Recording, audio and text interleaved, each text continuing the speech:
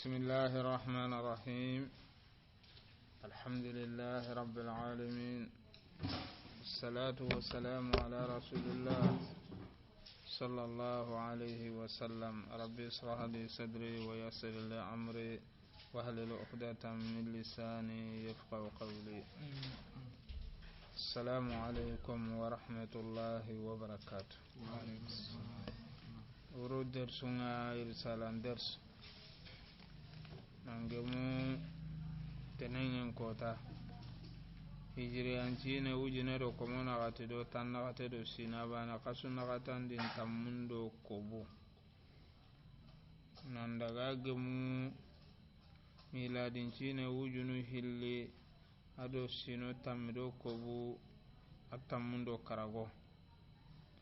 nangemu oda dersu kemendo tankeregen dersu hillandi woni yogun babunya de yogun dingirabe gene kenne al khulu duma khobe woni kenya duma khobe son gankannendi yagareni idu imara wa tabaka yugo nyogunga nanti ngakille muruna nga anningara ki khalsim pakeraga anningara ki atogonni na du girindi baka yogona du bokote khalaa na honga na adura gundi wala khulu'i na abogoti dingira itempa sikki and bogoti bakana nyakan tagaya khadi walil mar'ati an taftadiya min zawjiha adaga ya garenda gili ya gareke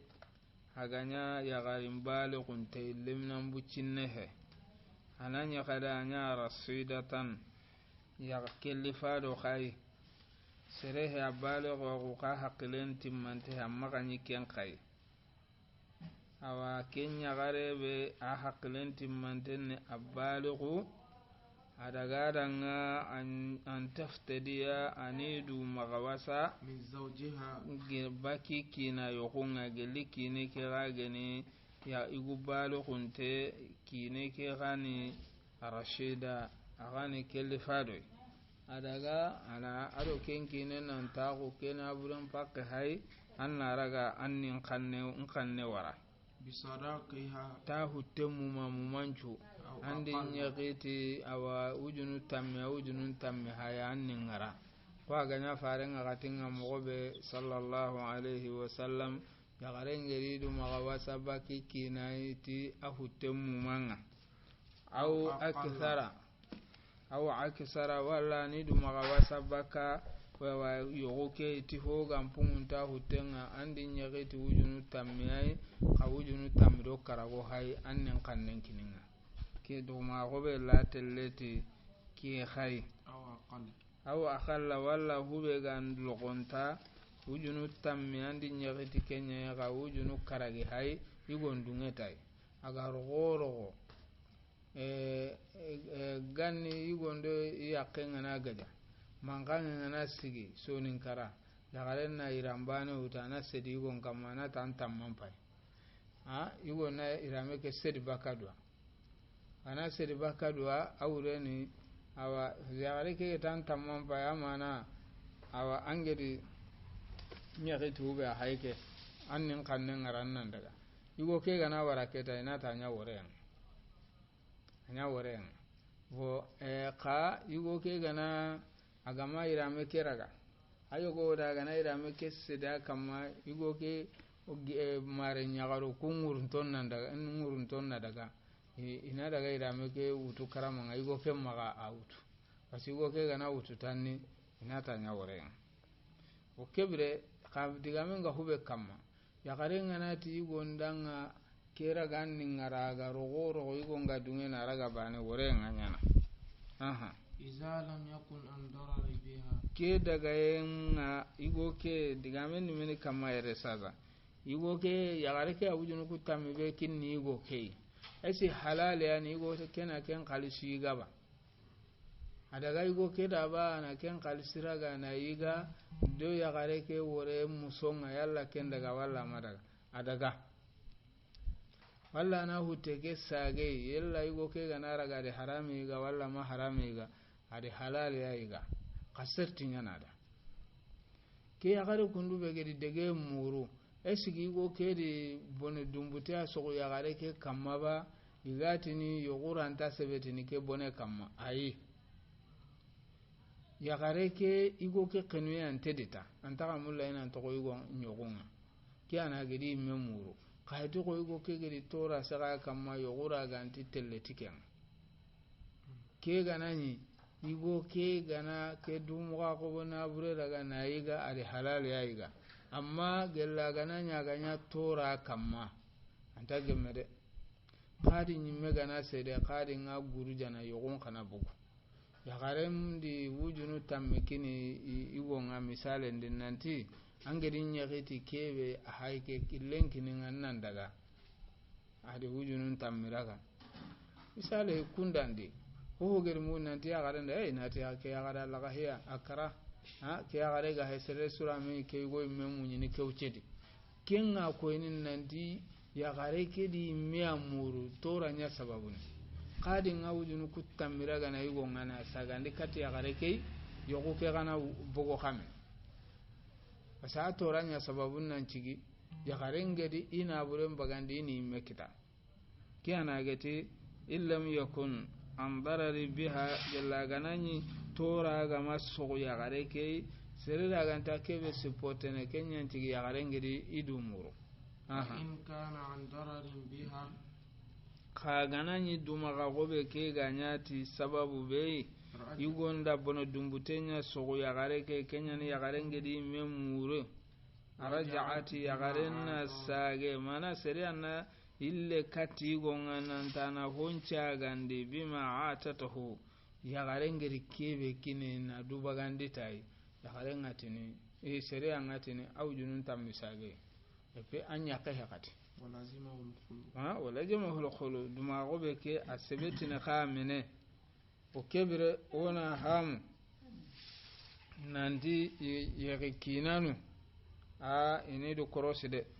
yagare nto nyongunde ampandu na dalla gara suabununde parce an ganya yugo tonyo muntenga alla ko musrenju an gantu baka sudi yo anga teleke be ganyi duna duka na khabrande ken kananda hitana alla imiani kento o kuranti ken makan kutun wal khulu sasa awa duma gobe ngini kebe akoni anya mo ngini kebe akoni duma gobe menini yalla aganaro yugondo ya garen naga wa talaqu bayinu ani ba wala talaqu raj'i yani ahadiga mun kenya wal khulu' atidu ma gobe nga wore yani wore bani yani la raj'atan fiha saganden takanyana halle saganden ta halle ganati saganden ta halle amana iran takame yakhni talaqu bayin ado talaqu raj'i woni koroside bayinu ni awa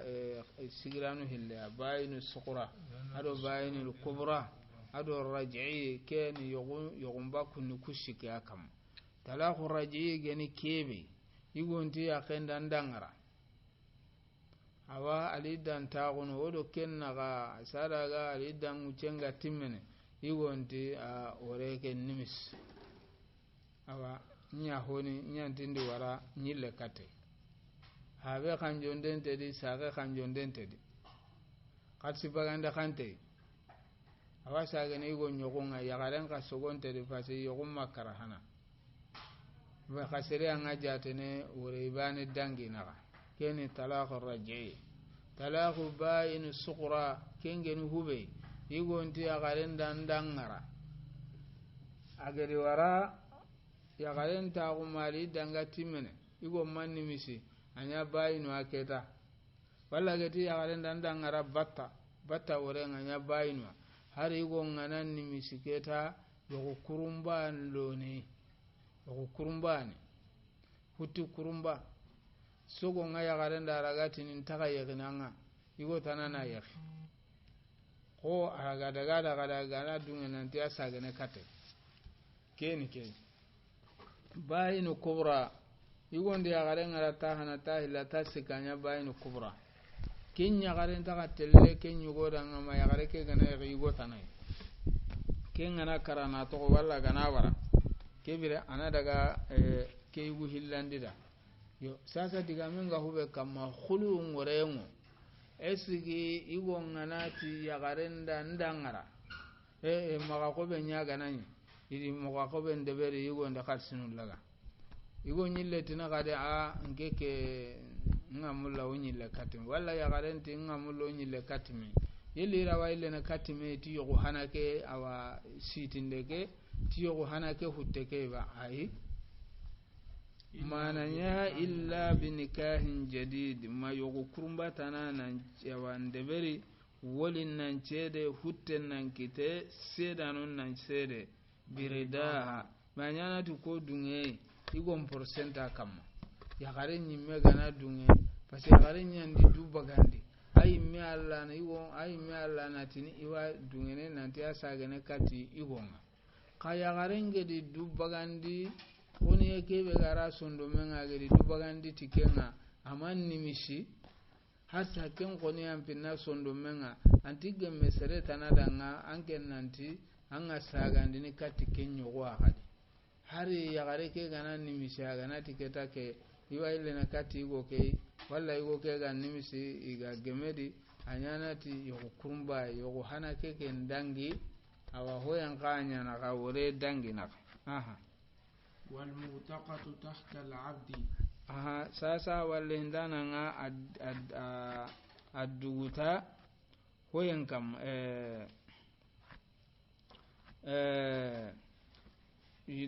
duma ko bo yagaren khibarendi ati yugo nganani yagare ke gana sagane kati yugo nganyana ti yagaren dunge nyana ti yugo kurumba gelli yagare ke ga heti yagare igedi hakle gamatti mara gana haklen timmantengeni ma yagare nyimmian dunge awa anani yagare ke ga heti yagare khadi igedi neki aha agana neki yagare aganni yogu kedi sere agedi neki naro awa yogu kedi dunge walla sage kati ya yogu ke kenyana ti wolin dunge nye ahai diga munanda tumbari yagare komo yagare kebe aga hore nani akendi kina komo yugo isu yagentenga me yagare ni kome yugo ni kome alla kusanya di komo yagare keken kannen poro kinen togo koma gundi tahta al-abd ha laha al-khiyar sugande ngadanga an tuqima ma'ahu aha anan togo ke hini komo yugo ke akenni hore yagare keta kinen ni komo yugo aw tufariq walla na hatalle mago dalile ngake hadise be amwata no gonde asa hantengeni umuna isa gedi lagami ati anya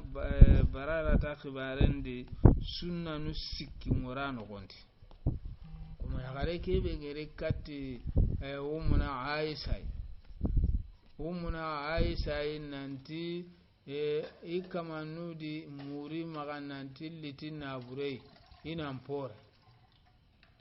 kelu muna aisha ragi de mana umuna aisha ti gera wande mana adaga ko asorondanga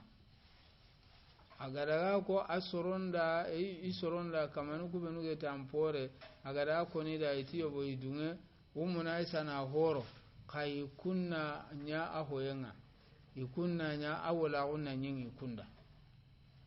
igada kenko igari umuna aisha gari ko farenga sallallahu alaihi wasallam awa ati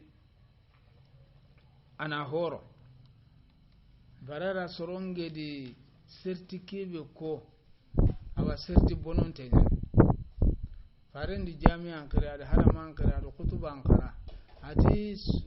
certi gana certa gana nya har keme certi ai ada Allah kalege gana me sowe asu awa aho intenya akhanun tenya alwala aliman ataqa ande qarabab limirasundi wa mukudiga mudi ukaseti nudi nanti ti mukatiba gunta qur'ana di mukatiba gunta faren awa faren agati mukatiba gumanyin nanti kentanunga mimia wonati gare nyani kenga gare ndigame nyande qorom maga sago alla kitabe ke o alla kitabe ke fabriken qorom maga saga ti alla geti fo katibuhum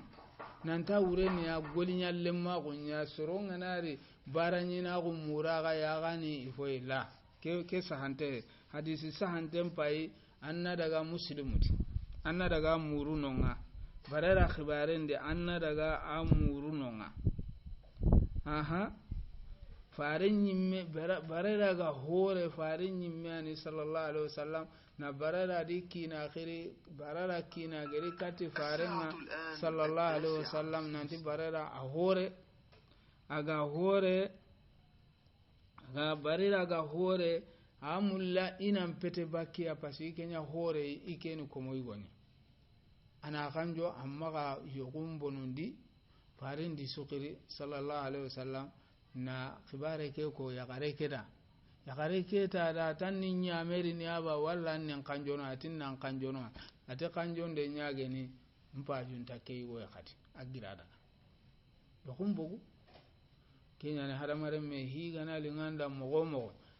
alla kitabe ke kin to kono angana tahrifin de bari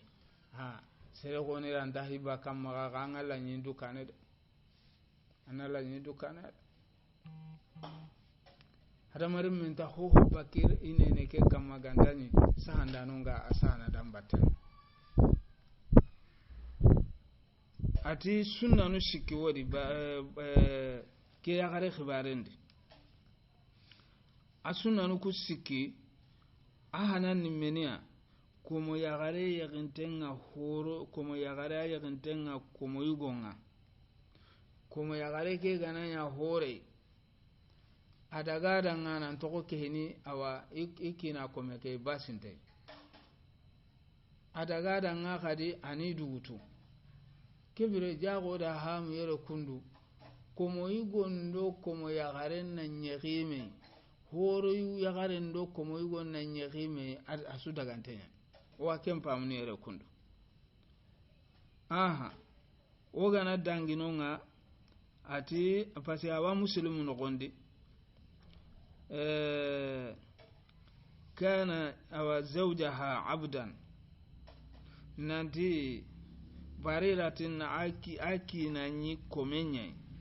faqayyaraha rasulullah sallallahu alaihi wasallam farinda ta wundina asugandi muri fa in akhtarati nafsaha wa huwa talaqu la fas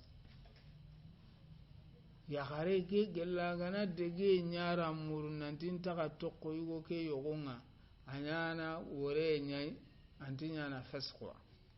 aganya na wore nya agantanya na fasqa aga boga maga ke bogu mogo du kundu gella gana yille kate na nyille yegine yalla ado yugo ke na ga ke ta wotini a wore ibane dangina ka makenya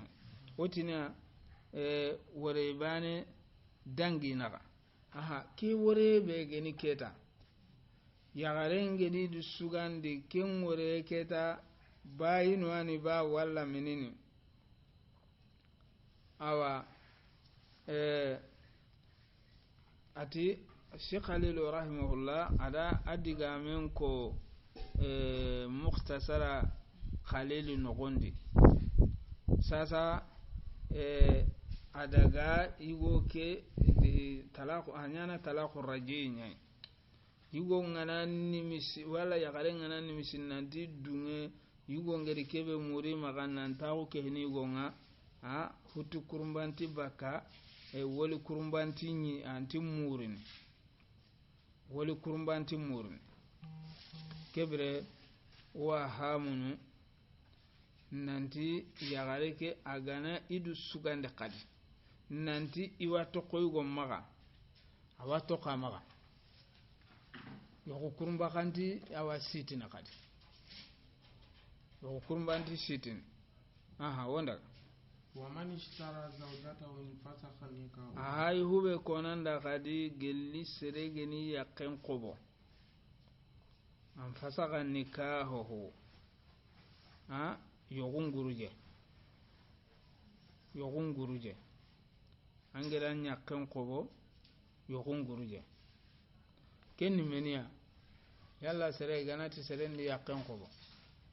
hore nta qoben amana I hore nyana andi komo yagare nyek awamma angeri komo yagare nyek agamma komo yagare ke akama nyugolle wala kama nyagare ati wa gagana anke mbege na kina an kusanta qobo anyan komen ngaketa ko aganya ko magu ngaketa yogo keken kenne baka kana ga keta ngana kinyi anyanda ngatumbare keta yogo keken takanu ngaketa aha wa talaqul abdi talqatan wore awa komen woro hillani woro hilli ndangara tahana ndangara ta hillandi arantaka yegini ma igo tanaga na yegi awa kenyugo garotai agana karana togo walla agedi wara wa iddatul amati haidatan tumbari agaren qali danni haidanu hilli irsalangumenti kundunga haidanu hilli kebire o hakaja aworendo ali da isu haqqenni bane wa kafaratul abdi kal hurri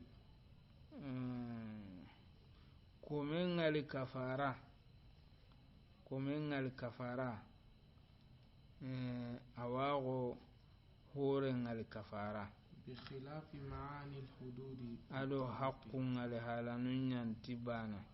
والطلاق alo haqqungal kafaranun yanti bana agati komengal kafara ngago horengal kafara imma ana hinu hilli iganati qasu hilli sumi walla iganati kome khanne horonde walla iganati itiamu 60 miskina bo isumba na kende ka komo khamporo ndeke komen ken takenti kende kome ay meni kome nantana nyille kome tana khanne horno aken takenti kende bi khilafi maani al hudud wa talaq allam paqum ngale halanu imananu ado wore intibana kendi haqqe be ga siki komenda ke golle de beri hore nda ke golle de beri hore ke khallen tagande nyan chakka kome ke kamma wa kullu ma wasala ila jawf ar-radi' keni digan kurumbay ke muhimmu jiddan hawari kubenu sokara kundu kuma hoke ale hala ki ho sunto kuma ga sasa o golle ga dangina kamma akara nyana na kara aga konu mo ke banna ham nka harni kebe konanda kenno kamade wono haklen to ko kendi kenni haramun denga nyana igu lemmen do ya gare lemmen naga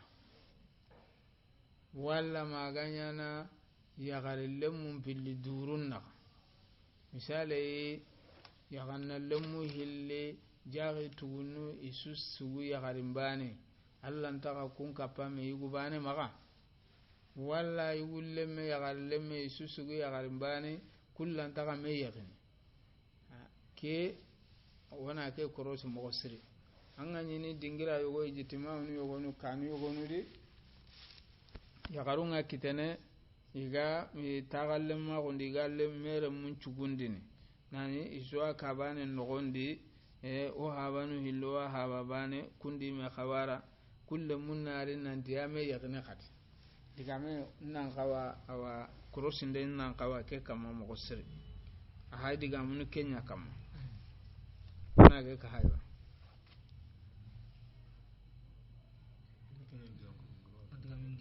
bona wara Allah gana tatana koyi ona girike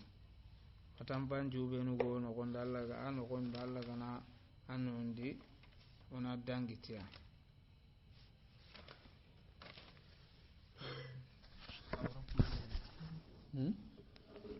awra puzo babu ke hal girinya